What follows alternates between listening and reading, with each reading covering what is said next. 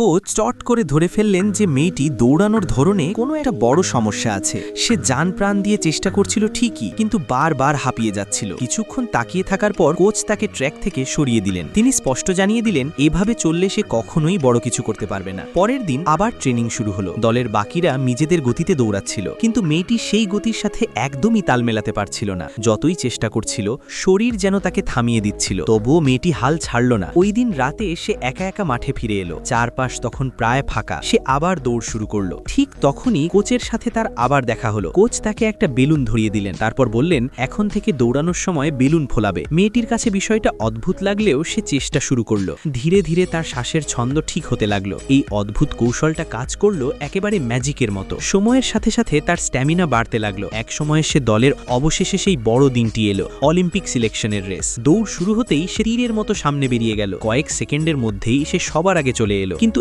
একদম শেষ মুহূর্তে এক প্রতিযোগী তাকে ধাক্কা দিল। তাল সামলাতে না পেরে সে ট্র্যাকের বাইরে